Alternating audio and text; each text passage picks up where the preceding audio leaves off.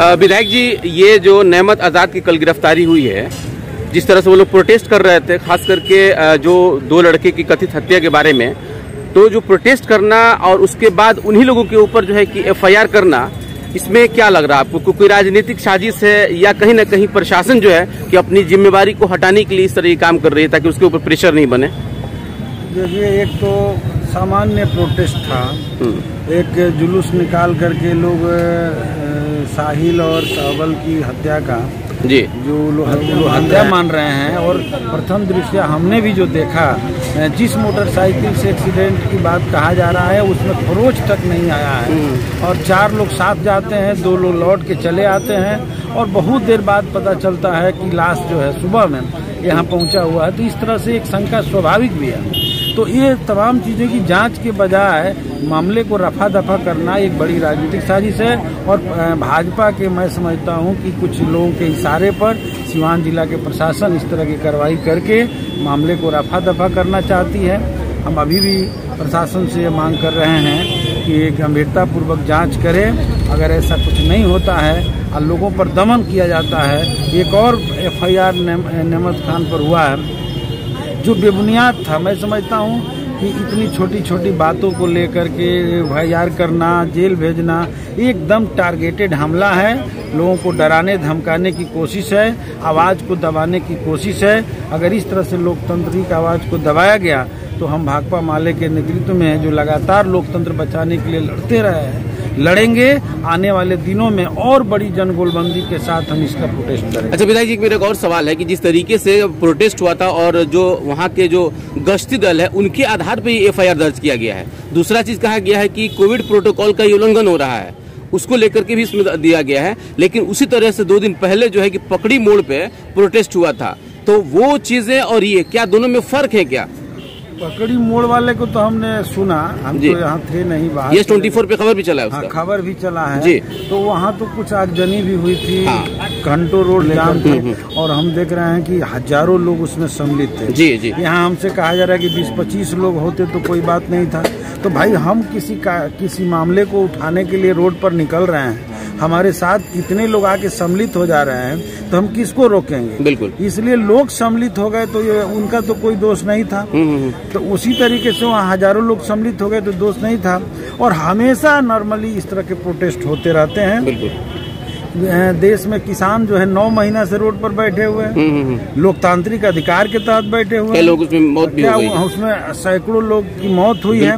लेकिन हम समझ रहे हैं कि वहाँ बैठने को लेकर तो FIR नहीं हुआ। नहीं। अगर हुआ भी तो एक साजिश करके। हम समझ रहे हैं कि ये सिवान की घटना मामूली घटना नहीं है, ये एकदम साजिश हो रहा है, दमन की पूरी कोशिश हो रही है। एक तानाशाही सरकार के, तानाशाह पुलिस के द्वारा जनता के आंदोलनों के दबाने की कोशिश हो रही है। और उसमें भी खास करके हम देखें कि एक खास समुदाय के लोग जो विधान के बुनियादी जो प्रस्तावना है, मूल प्रस्तावना है, उसको लटने की कोशिश की जाती रही है। उसी क्रम में NRC और CA जैसे संशोधन किए गए थे, जिसको लेकर पूरे देश में प्रोटेस्ट हुआ था। सिवान में भी संविधान बचाओ मोर्चा के जरिए प्रोटेस्ट हुआ था। उसके नेता थे एहसानुल्लाह और खान और ये क्या कहते हैं नेमत खान।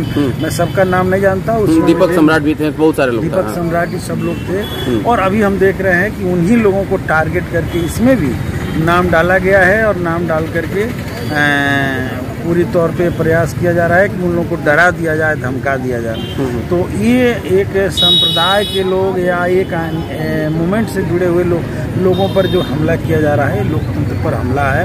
और हम लोग इसको गंभीरता से लिए हैं। और हमारा आगे एक और मीटिंग हम पूरे सिवान के बुद्धिजीवियों को लेकर के, जिसमें सभी दल के जो लोकतंत्र पसंद लोग हैं, खास करके जो विपक्ष के लोग हैं, मैं उन सबको आमंत्रित कर रहा हूं एक चैनल के माध्यम से कि जिस दिन होगा निश्चित तौर पर उसमें शामिल हों और लोकतंत्र बचाने की इस लड़ाई में एक बड़ा प्रोटेस्ट के जरिए ये मांग उठे कि ऐसा किसी भी आंदोलन पर दमन न हो।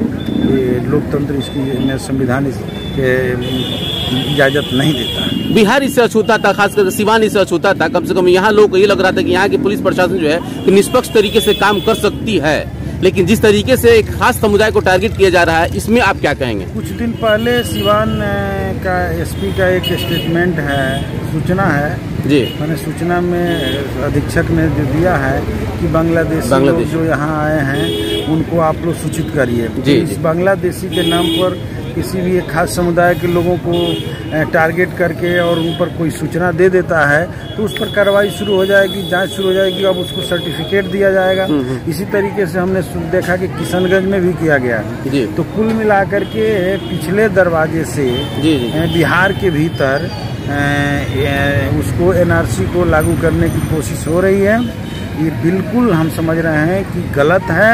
अगर इस तरह की कोशिश हुआ तो आने वाले दिनों में फिर एक बार सीए एनआरसी मूवमेंट खड़ा होगा और पूरे सीवान के, पूरे बिहार के न्याय पसंद लोग हैं, लोकतंत्र पसंद लोग हैं, संविधान बचाने की इच्छा रखने वाले लोग हैं, वो सब उसमें खड़े होंगे। हम सब लोग खड़ा होकर के उस कार्रवाई का विरोध करेंगे। पिछले दरवाजे से लागू करना ये हम बर्दाश्त नहीं करेंगे। बहुत बहुत धन्यवाद।